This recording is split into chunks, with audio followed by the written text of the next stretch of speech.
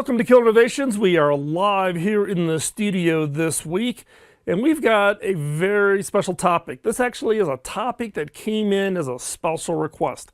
A couple of weeks ago, we were doing the show live, and we also live streamed this on Facebook.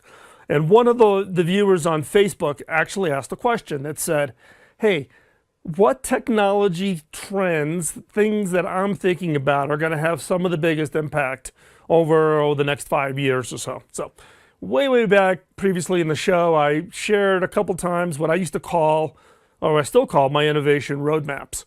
And today, we're actually going to walk through them. This is an updated version, 2017. In fact, this is not even anything like what I showed in the past. This is what I'm calling the technology megatrends, and they're grouped around certain themes. And this is just giving you an insight on how I look at what I call innovation timing, innovation dependencies, and ultimately the innovation roadmap. So don't worry. If you're watching live on video, you obviously can see me. You'll see the slides on the screen. If you're listening to this live on radio or as a podcast, when the show's all over and after the podcast posts, hop on over to killerinnovations.com, find this show in the list of all the shows, and you'll have an option to download a PDF of everything I'm sharing during the show today. So do not think that you got to start to try to scribble notes. Particularly, please do not do that while you're driving your car, okay? You can get the PDF of everything I show, everything I'm talking about today as a bonus for in the show notes. Just hop over to killerinnovations.com and you can get that. So let's go ahead and hop on in. So first off, why am I so focused on technologies? I look at exponential technologies that have a large scaling effect, where there's a doubling of performance, a halving of costs over a consistent time frame. Moore's Law, double the number of transistors in a microprocessor every 18 to 24 months. And there's all kinds of these different laws on capacity of disk drives and cost of memory and those kinds of things. But when you look at these kinds of exponential technologies, they give way to what I call exponential ideas. They are triggering thoughts that if I go out 10 years with Moore's Law, how big of a processor is this going to be, and what is it going to be able to do? That leads to what I call exponential innovations, combining the technologies and these exponential ideas into innovations.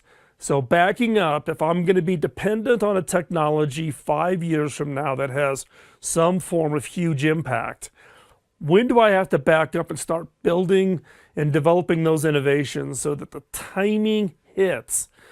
Sometimes it's patient. Maybe not the next generation of technology. You need 2 more generations of the technology in order for them to be to achieve what it is you want to achieve. And so, taking a look at that, then what I've prepared then are what I call this innovation roadmap. This shows you just a whole variety of different kinds of roadmaps that I use and that I have. Some of them you'll actually see and hear about in today's show. But these lay out what are some of those technologies and when do I think they're going to be ready to be included in some form of a game-changing innovation. Okay? So let's go ahead and hop on into the first one. So the first one is what I call catalyst and building blocks. And what do I mean by catalyst and building blocks? These are kind of fundamental technologies. So this would include things like fuel cells, power, batteries, those kinds of things. The distributed ledger, so kind of think blockchain and those kinds of technology. And those kind of things are here today and going on. The other is coming up is things like nanomachines, printed electronics. If you've seen me present in the past, you've seen me talk about printed electronics. Lithium air batteries, one that I'm really hoping for. Today, most of our electronics, your mobile phone, your laptop, even Tesla vehicles are lithium ion batteries. Lithium is a great new form of chemistry, but we need to work on more power density. Lithium air batteries, for instance, is going to increase the total storage capacity electronic storage per cubic centimeter of material will see almost a 50% increase with lithium air batteries. Lots of work going in. We'll talk about memristors and biological storage here a little bit more. Graphene and silicene, those are actually starting to be done in some very early stage semiconductor technologies, new kinds of materials. Micro Stirling engines. Stirling engines are ones that kind of recycle energy and drive much more efficiency. Micro Stirling engines are actually being used, for instance, in Africa for water purification. It's actually, it'll burn anything. It recycles the heat, so you get really, really great efficiency. This is actually something that I've been playing around with because of the work that we do with some of our nonprofits. Quantum computing is still coming. Metamaterials, high-powered wireless charging. Yes, some of the phone manufacturers have wireless charging today, but they are not ones that work over much greater distance, and there's a whole bunch of inherent challenges in that. And nano batteries. You saw some really micro small batteries. If you look at teardowns on some of the existing phones, these are nano batteries that will power nanotechnology, and we'll talk a little bit more about that here in a second. So that just gives you a little bit of insight of what I call catalyst or in the building blocks. Now, I could try to go through each one of these items on each one of these pages, and this show would go on for days. So I have to pick and choose a couple of them that I am most interested in. So what am I going to pick on this one is exponential storage. The amount of information we need to store, for instance, to feed artificial intelligence, to feed the desire and need to record and keep everything and all the video that we track, etc. So there's two fundamental exponential storage technologies that are on the brink. One is called memristor, and the other one is biological.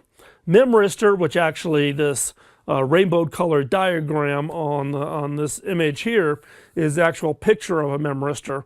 Memristor is literally nano memory storage that does not have a dependency on power, meaning it will keep its current memory in place even if you were to pull power from it, but it actually operates just as fast as any memory that you would put in a computer or cell phone or any other electronic device. This will transform how computers are designed, how phones are designed. With these kinds of technologies, you're going to see a fundamental shift in what is considered storage.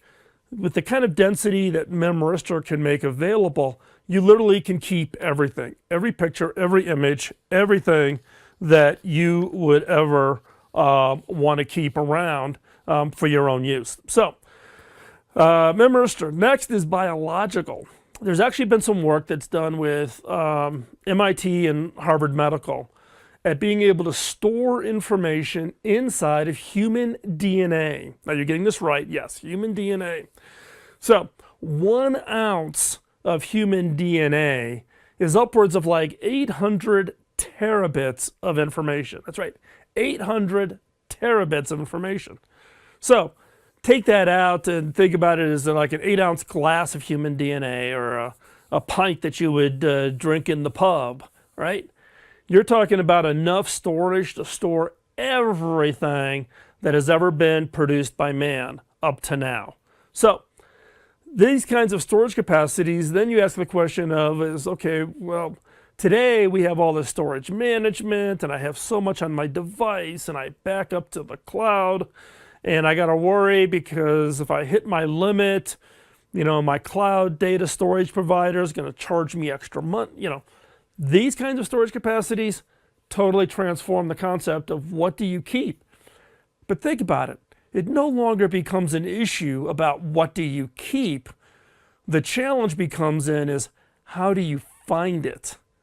With this kind of massive amount of information, how are you going to find all of the data that's in literally hundreds, thousands, we're into the zettabytes kinds of capacity. So hopefully this gives you a little bit of insight onto the storage piece. I think it's important. I think it's transformative. I think it's going to change basically how we think about information going forward. So we're going to take a quick commercial break. When we come back, we're going to pick up our conversation here on technology megatrends. If you're listening on Facebook, post your questions. We'll answer those during the commercial break. For the rest of you, we're going to just take a quick step away from the microphone here, let our sponsors have a few seconds to help pay the bills. And when we come back, we're going to pick up right where we left off, talking about technology megatrends and how they're going to impact businesses, society, governments, and your career. We'll be right back. Welcome back to Innovations, but before we hop back into the show, I just need to do a quick shout out for one of our sponsors, and that is Zoom. Zoom is the video collaboration technology that we use here in the studio to bring guests in and to keep the entire team working on the radio show all synchronized. I also use it in my day job as a CEO to stay connected to my team scattered around the world. If you haven't tried it, check it out. Zoom has made a free account available to you to try it out, allow you to collaborate with 50 people. Trust me, once you try it, you will not go back. It is the easiest tool for you and your team and even outsiders to get access to you and collaborate with you. So check it out. It's over at killerinnovations.com/Zoom, and that's how you get your free account. So hop on over, try it out, and I'd love to hear. So let's continue on in our conversation about technology megatrends. And let's pick it up. We talked a little bit last time about things like foundational, basic technologies. Today, this next segment, we're going to talk about perspective technologies. These are perceptives from the standpoint of helping you be context aware on what's going on, assistive technologies, those kinds of things. So let's take a deeper look at this particular slide segment, which is talking about things like machine learning, context-aware computing, those kinds of things. And they give you a pretty wide range. One of the ones on here that I spend a fair amount of time thinking about is cognitive computing. How is that going to play out? How is that going to change computing architectures? The role kind of leading into what is really the whole opportunity for artificial intelligence. The other one that's going to come in here in 17, it's already playing in a little bit, which is audio in-ear wearables. We have those people think, okay, they're earphones or they're the AirPods from Apple. What we're talking about here is actually having assistive technologies literally being able to whisper in your ear things like facial recognition of a person at a party or an event, and then having it actually whisper in your ear who that person is, when was the last time you talked to them, those kinds of things. There's a lot of work, one here is talking about bio-inspired cybersecurity. Cybersecurity, huge industry, very rapidly growing, trying to build up defense. One is the bio-inspired. So think about it from the standpoint, if you got an infection, what's the role of the white blood cells attacking it? The role of antibiotics, boosting your immunity. So think about that as part of bio-inspired cybersecurity thoughts and ideas that are currently, running around. The other is micro-robotics and autonomous systems. These are robots that do very, very single task focus. These aren't things from like the movie iRobot where they can do pretty much anything. These are ones that do a very specific set of skills or capabilities that become helpful. Now, these all kind of lead into one particular technology that I'm spending a lot of time on, and that is exponential intelligence, which is super intelligence, deep learning, machine learning, big data, all of this collapsing into one. The common question I get when I get interviewed by the press is this around the corner? Do we have to be worried? In my perspective, this is a long way off. This is one that is going to take quite some time before it becomes a reality. But at the same time, there is a lot of funding going into this research. There is a lot of money being put into all of these elements at the different stages they're at. Today, whether it's your in-home system that does voice recognition and responds to you, that's pretty simplistic.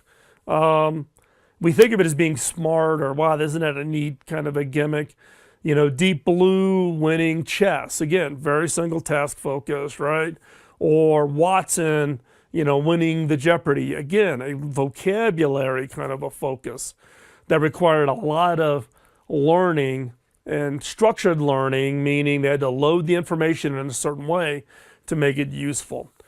AI that is just naturally aware and can self-learn and self-investigate and develop creative ideas. I've done a show in the past around where is that going to come in and where's that going to play out. We're not there, but this is one that if you're not keeping your eye on it, keep your eye on it. Another tech area that I'm keenly interested in is immersive media. So this is everything from what's the role of wearables, and you'll see it in this slide in the upper left-hand corner, bendable displays, almost like snap bracelets, VR, AR goggles, from being able to project surfaces and treat the airspace as an area that you can literally touch, interact with, etc. So one area that I've been working on has really been on this flexible displays, and this is Mylar film. And in fact, if I thought about it, I would have brought my sample in here to the studio to show you. But it's literally a rolled up piece of Mylar. You can go out and search onto YouTube. Just search for Phil McKinney flexible display in YouTube, and you'll have dozens of films of me, waving this material around and talking about it. But it literally is printable. It comes into a sheet of Mylar. It's treated. This is the same Mylar that flexible solar arrays are made out of. You can print the electronics, and then you literally can unroll it and turn it into a display. You can roll it up. It's not very durable. Think of it as almost like wallpaper-like displays. Last year's Consumer Electronics, you saw some very early concepts of this. Stuff that I've been working with has been in progress for almost a decade now. So some of these technologies are taking a very, very long time to come around. But one that I think is going to be transformative, especially when you think about things like digital advertising and billboards, where you can literally just paste this up.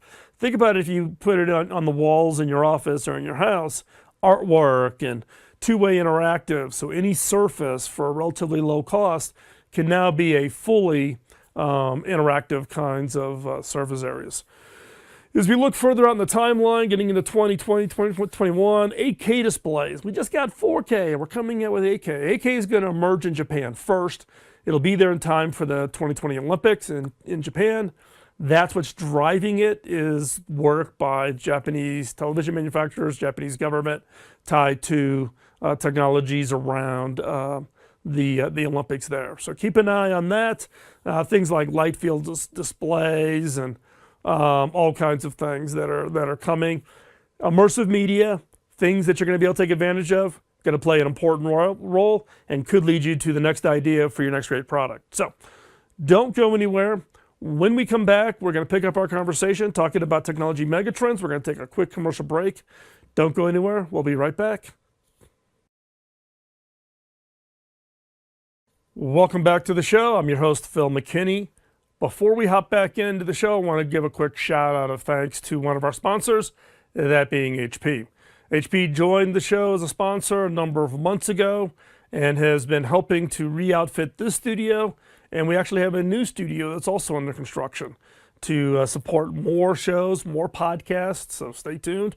More announcements coming from the Innovators Network, where we have now joined forces with other podcasters in the innovation space. And HP has come alongside and has become a partner for that effort by sponsoring this show and also providing the technologies. We have, for instance, a new HP Z2 workstation that's running the show today. We also have HP Slices that actually run Zoom when we have guests in the show, etc. So check it out. Also, given the most recent activities around security, one area that HP has keenly focused in on is improving the security of your information, the privacy of your information on the devices that you purchase. And it's not just your laptops, it also includes your printers, your copiers, etc. So check it out. HP is the leader in securing and making sure that your information is private. Given everything that's going on, everything we're reading in the news, it's a great idea to make sure that all the electronics that you touch honor and protect your information the same way you would want your information protected. So go check it out, killerinnovations.com/HP, or hop on over to hp.com and check out some of the videos that they've just recently posted on making you aware of how information is being mishandled, misused, and how to do a better job of protecting your personal information. Today's topic is around technology megatrends. We've been talking through a variety of different, what I call my innovation roadmaps. I'm giving you an inside look behind the scenes of these innovation roadmaps. And let's continue on in our discussion. So, the next one up that I want to talk about is one called augmented communications. This is technologies, interfaces, etc., that are going to facilitate 2-3 groups, very large audience types of interactions beyond just simply the way we do it today. And some of this is really going to be transformative. So, for instance, what we're seeing today with things like, wall-sized collaborative canvases. A number of years ago, I built entire interactive wall systems for the museum, for instance, in Washington, D.C., as part of an exercise that I did. My original major was architecture, as many of you know, so this was kind of the ability to bring my design side of an architect and my technology side as a CTO for Hewlett Packard, and to put those together. But we've got a lot of other technologies like haptic interfaces. These are kind of the shake, vibrate, push back on you kinds of interfaces in an attempt to try to make you feel like you're not just pushing on glass or just having, very simple interactions, but something that actually gives you some form of sensory feedback as part of this. We have telepresence robots. I remember at the TED conference, I'm going to think this was 2 years ago, it might have been 3 years ago, but it was, robot came up on stage to present during the main TED conference in Vancouver, and it was Snowden from Russia. So he's still in Russia, but he's there as in a robot form with a big screen showing his face, and allowed him to have the experience of being at TED. And what I really found interesting is after he made his appearance, he stayed active in the robot, walking during the breaks, walking out amongst the crowds, standing around having conversations, even though he was in some secret location in Russia. So those are kind of things that are here and now today. We've got some interesting things coming on with collaboration with 3D objects, or two people being able to manipulate a 3D object even though they're not in the same room and they're not physically touching the same 3D object. Augmented reality glasses. Look, we've got AR displays and AR applications, but how do you integrate it in so it's more natural? It's not the Google Glass. I think those things were, definitely a misfire. But how do you drive those? Immersive telepresence. Look, we've been working with Zoom. When I was at HP, we worked on technology called Halo, which allowed you to feel like everybody was in one room. And I mean, it was really immersive, but you still knew you were in a telepresence. How do you get rid of that feeling to where you can really be immersive in this overall experience? There's other technologies, on intelligent social robots, for instance. So, in fact, they're finding, for instance, those that have been given some of these technologies in the home that recognize voice recognition, that seniors are actually using that as kind of a presence to have conversation, but even though it's really more one way.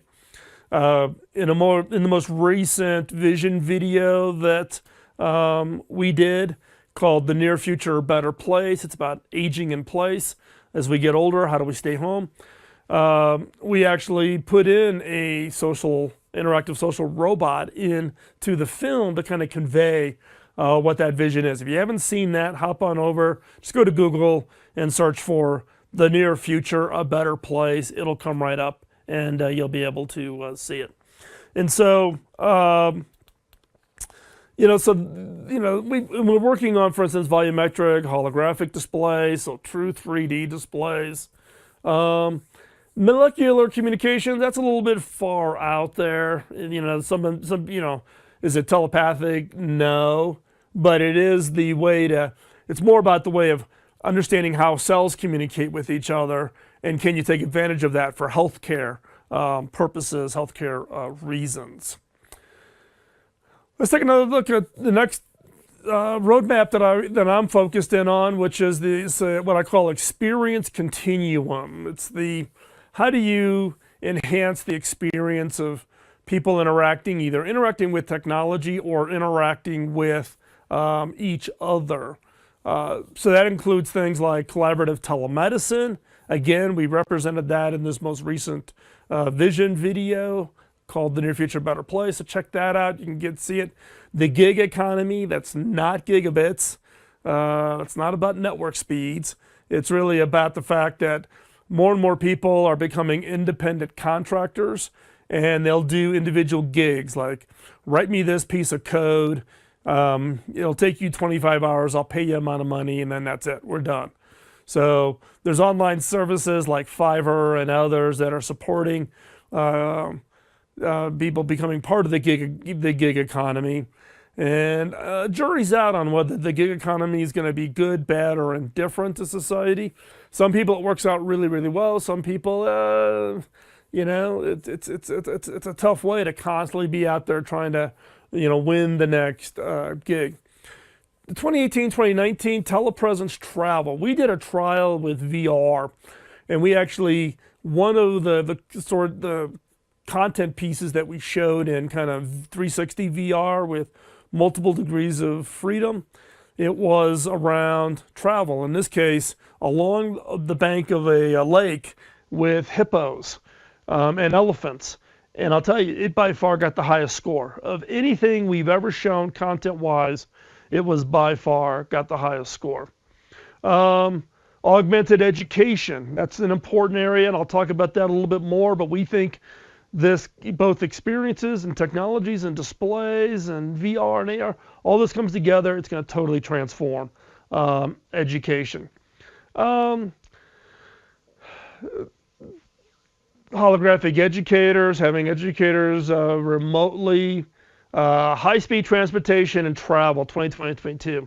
This, I think, is where Elon Musk is having his breakthrough, and I think that's what he is going to drive with Hyperloop, etc. The one I'm really thinking about is really breakthrough experiences around this holographic educators. This is a scene from the Vision video from last year, which is we showed Einstein walking through the lesson of the speed of light. And it's a hologram, so the student actually stops it, interrupts it, goes off, does something, etc. This is where I think the fundamental change of education is going to happen, where it's going to be high impact, and it's going to make it really, really exciting for the students of the future. This is actually, early parts of this is going to be closer than you think, but this is one of those areas that I'm pretty excited about, particularly when trying to deliver education into developing regions of the world where they don't have access to some of the best teachers. So, don't go anywhere. We still have more of the innovation roadmaps to talk through. We're talking today about technology megatrends that are going to impact your society, government, business, and your career. So don't go anywhere. We're going to be right back after this short commercial break. Welcome back. Today's topic, we're talking about technology megatrends. I've got a couple more that I'm going to whip through here really quick here at the end as we wrap up today's show. So the next one I want to talk about is really around what I call longer, better lives. This is really around the technologies that are going to help us live longer, live more independently, etc. We've already seen some of the things such as some early work in what we call genome matched treatments. So this is, rather than developing drugs and pharmacies and treatments and those kinds of things for a broad population, they actually map your genome and then give you I don't want to call it a cure, but a fix or an attempt to try to help your whatever challenges you're having with something that's specifically matched to your genome. A lot of work going on in this, and if you've listened to the show on orphaned innovations, I talked about my grandson, who is a genetic microdeletion, 16p kid as they call it. He has infantile spasms. He's 11 months old. And we're dealing with all of this. So this is an area that's a little bit of a personal one for me, one that I'm getting pretty engaged on. We also, all the way out to 2020, talking about full diagnostics telemedicine. That's a lot of work going on in that because we can't scale doctors fast enough for the aging population. So how are you going to deal with that? And then on-demand bioprinting, the ability to print organs, print prosthesis, print arm casts. Some of this is already being experimented. We hosted an event called The Near Future earlier this year. And we had the head of Mayo Clinic in Arizona come in and talk about what they're doing in this 3D bioprinting area. And let me tell you, it is really, really amazing. The next one I want to talk about is a sensor-driven world. Now, I've talked a lot about sensors in the past and what's its role from an overall perspective in the industry. But these are sensors that are going to range from, bioacoustic sensing. They're using these, for instance, to do surveys of animals in an area. So they'll surround the area or cover an area with these biosensors and literally listen, and they can listen over kilometers of distances. And based on the sounds, they can count, how many elephants or how many zebras without having to go out there and tag them or chase them or even actually invade their own space. Some great use. There's also, in the case of the picture that's in the middle of this display screen here, is a sensor that works with your mobile phone that detects things like dust, air quality, molds, those kinds of things. So if you have a lot of allergies, these kinds of sensors put around your house alert you when the pollen count gets too high or early stages of mold, those kinds of things. So sensors are not going to go away. Some people think of it as being negative because someone's watching you, they're monitoring you, they're going to learn about you. But done in the right way, they can actually help you just in your day-to-day living. Sensors will play a critical role for aging in place in order to allow people who are supporting you as you age be able to be independent with a little bit of monitoring and a little bit of support. So as we're coming to the end of the show here today, I want to make you aware that everything I've shown and shared today in this conversation will be available for download. So hop on over to killerinnovations.com, download the PDF. You can get the entire set of slides, all of the information about what are these technology megatrends and what the impact will be. Now, the one question I get is how do I do this? How do I work out these megatrends over such long time frames? What's kind of the tools and methods? The key thing for me, and you should know this by now, is really the ability to ask really good questions. Ask really good questions of myself, ask really good questions of others. So I'm out there talking, asking questions, soliciting answers from experts across a wide range of areas, and that's what goes into these megatrend innovation roadmaps that I just went through. Now you can actually get the same questions I use. They're available. You can purchase them over at innovation.tools. Sales of the tools has been ramping up here at a pretty good clip. So check it out, and it is a great tool that you can use and take advantage of from the standpoint of having kind of a preset set of questions that can kind of help trigger you on new ideas, new innovations, and you can use them with your coworkers, your boss, subordinates to help trigger ideas and think differently about how you would innovate. Also, don't forget, support our sponsors. They're important to us. They allow us to do what it is we do, which is to make this show available, make this content available to you. So show some appreciation. Go check those out.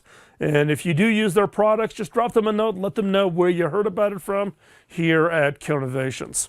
So, do you want to continue the conversation for today's topic? This is an important topic about where things are going. And that is, around, innovation and where it's going. So then become part of this growing private community of innovators. For a limited time, listeners of KillerInnovations.com will receive a 50% discount on your subscription to the innovators community over on Slack. So it's a paid for community, but you've been a fan listeners for quite some time. I want to have you over there and be a part of that. So you get to keep the 50% discount for as long as you're a member. So get in now, get in at a listener's price, and you can take advantage of it. Check it out over at innovators.community. Again, check it out over at theinnovators.community. The show notes, including links referenced, and the bonus material, which is the PDF of all the slides I showed today, can be found over at killerinnovations.com. This is produced at the Innovator Studio here in Northern Colorado. Syndication is handled by BizTalk Radio. You can find all 13 years of the archive over at killerinnovations.com. The 100 most recent episodes you can get on iTunes, Google. We're now on iHeartRadio. We're in a lot of places. If you have any topics or feedbacks on the future shows, future episodes, send them to us over at feedback@killerinnovations.com. As a final note, do not let the innovation antibodies, those critics of your ideas, get you down. Take your ideas, turn them into innovation that will have impact. And here's my challenge for you. You've taken the time to listen to this show. I greatly appreciate it. You are committed to the innovation game. Go out and change the world. And we'll talk to you next week. Bye-bye.